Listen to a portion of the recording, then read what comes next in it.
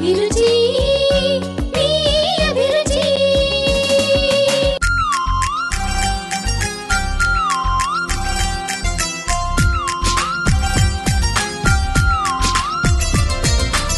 గోంగూర capsicum curry కావాల్సిన items ఏంటో ఇప్పుడు చూద్దాం.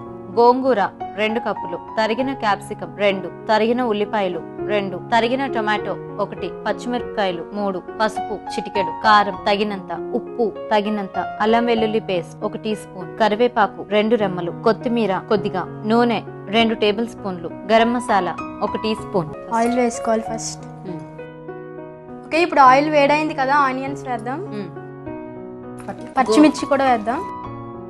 ఇది కొంచెం బ్రౌనిష్ వచ్చే వరకు వేయించాలి.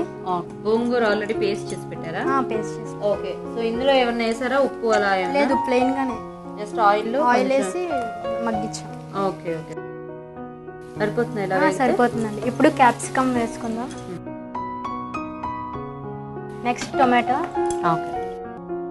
లైట్ గా సాల్ట్, పసుపు కొంచెం వేసుకోవాలి.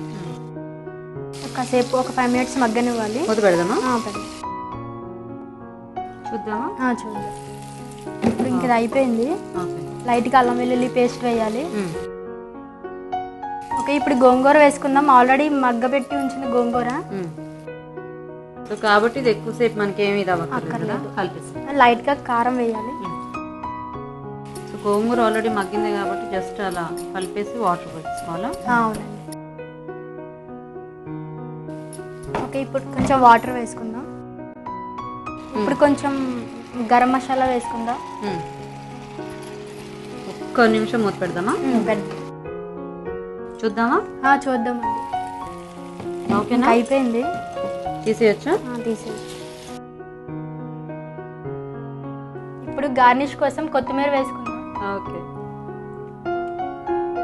రెడీ అండి. Ready, very good. ఓకే, చూసారు కదండి, వేడివేడిగా గోంగూర క్యాప్సికమ్ కర్రీ కూడా రెడీ అయిపోయింది. అభిరుచి